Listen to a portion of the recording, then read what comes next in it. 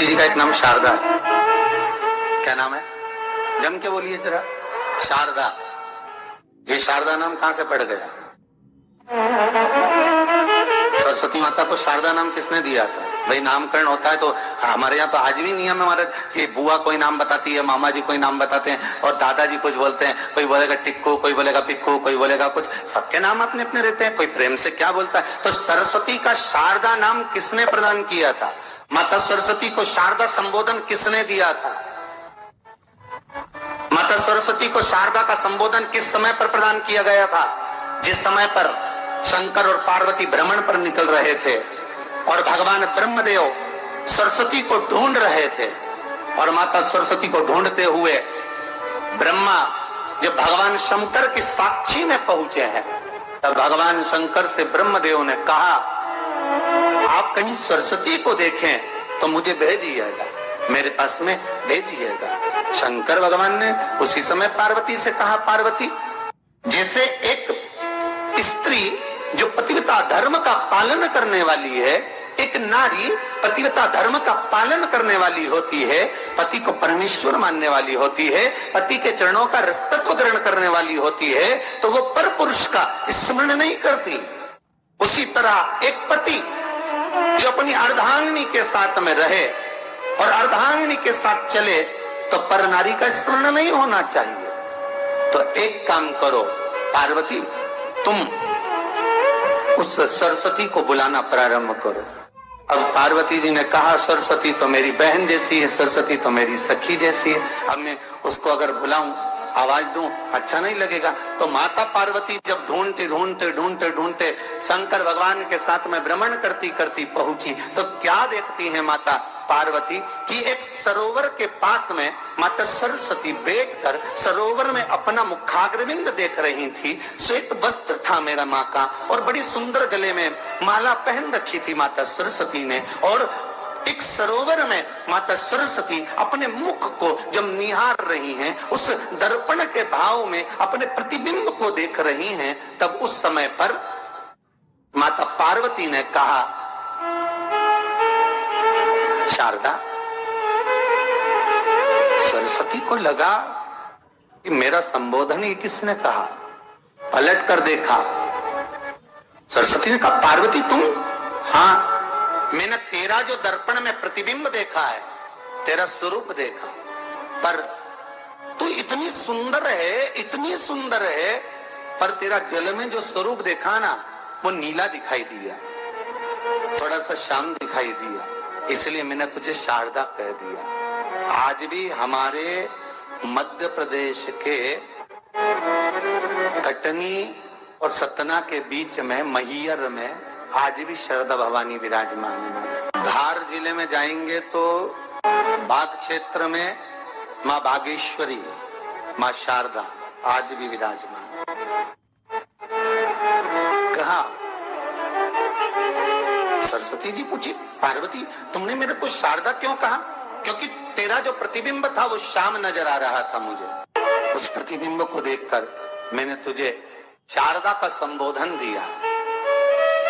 तुम्हें ब्रह्मा जी बुला रहे हैं। सरस्वती ने कहा,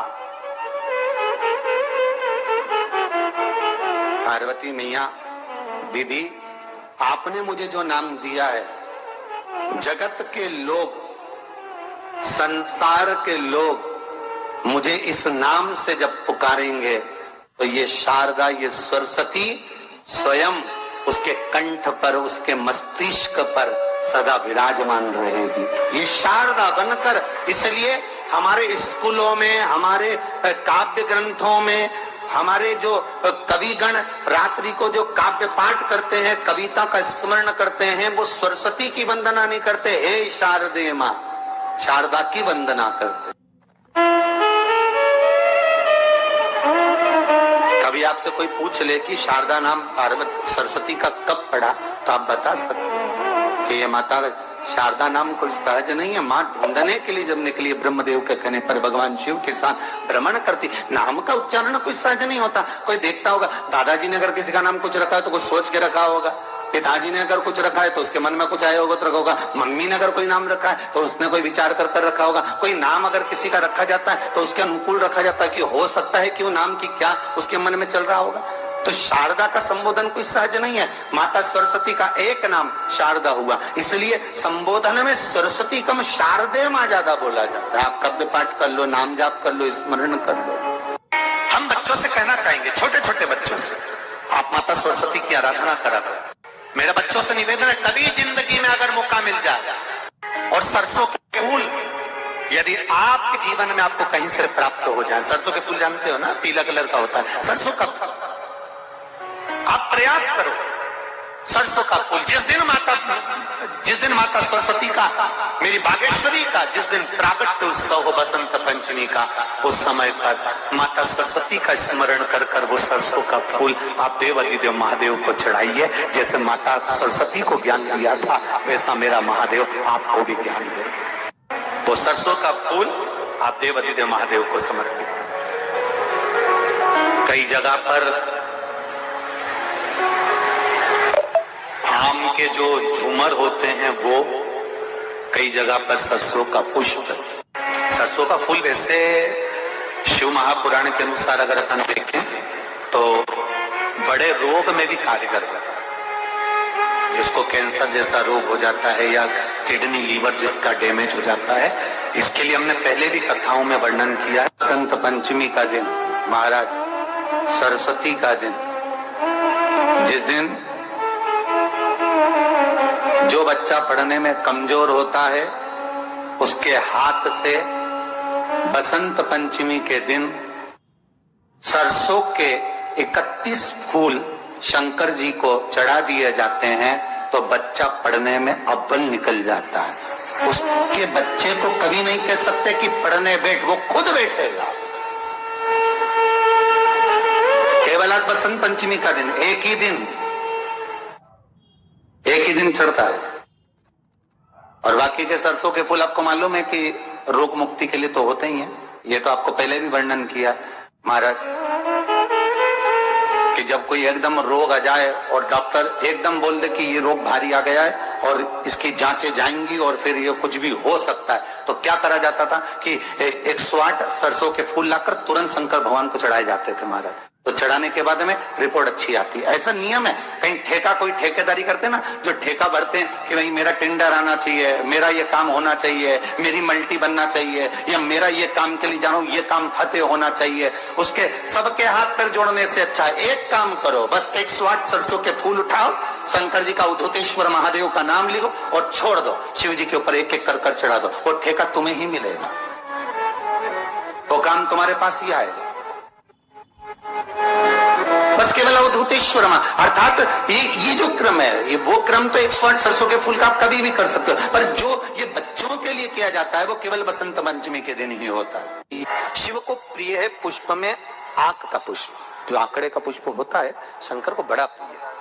और दूसरे नंबर पर शंकर को प्रिय है शमी का पुष्प, बहुत ध्यान देना महाराज। तीसरे नंबर पर शंकर को प्रिय है महाराज सरसों का पुष्प।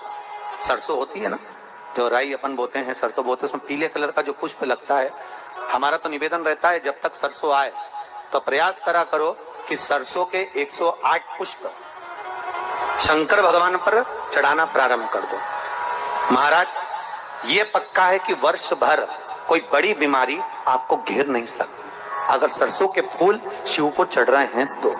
और प्रयास करना कि सरसों का जो पुष्प होता है, सरसों का जो फूल होता है महाराज, अगर कोई व्यक्ति को किडनी या लीवर से जुड़ी हुई कोई तकलीफ होती है या किसी व्यक्ति का एक्सीडेंट हो गया होता है और उसका कोई अंग रह गया हो, कोई शरीर का कोई भाग रह गया और वो काम नहीं कर रहा हो, जैसे किसी के पांव रह जाते हैं एक्सीडेंट के बाद, किसी का हाथ रह जाता है, या कोई अंग काम नहीं कर रहा हो, वहां ब्लड पहुंच नहीं रहा हो, वो जगह एकदम सुन्न हो गई हो, खाली पड़ गई हो, तो उसके लिए शिव महापुराण की कथा कहती है कि सरसों के पुष्प 11 शंकर जी के राइट भाग में, जहां शिव जी के गण दरवाजे के द्वारपाल मणिभद्र जिस जगह पर निवास करते हैं, कौन निवास करते हैं?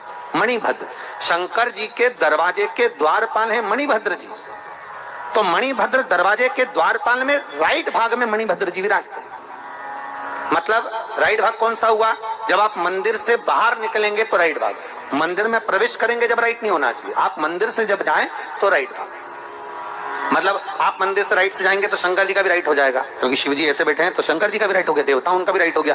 तो राइट भाग सीधा हाथ मणिभद्र जी का स्थान। 11 सरसों के पुष्प मणिभद्र के उस द्वार पर आप रख दीजिए, और मणिभद्र के द्वार पर रखकर अंदर जाकर 108 वापिस जब आप बाहर निकल रहे हैं, ये पुष्प आप रखने के बाद एक बार बाहर जाएंगे, फिर वापिस आएंगे मणिभद्र रखने के बाद, और अंदर जाकर 108 सरसों के पुष्प शंकर को समर्पित करेंगे महाराज। उस सरसों के पुष्प जो शिव जी को आप समर्पित कर रहे हैं उसको वापिस लेकर आएंगे, श्री शिवाय नमस्तुभ्यम बोलकर उस सरसों के पुष्प को महाराज सरसों के तेल की बोतल में उसको प्रदोष काल में उस तेल को वापस ले जाकर चढ़ा दीजिए शिव जी को, उसको वापस लेकर आ जाइए। उस तेल का प्रयोग आप नाभि में डालिए, और जो शरीर काम नहीं कर रहा उस स्थान पर कम से कम 15 दिन 20 दिन तक उसकी मालिश करना। ओम नमः शिवाय। श्री शिवाय नमस्तुभ्यम।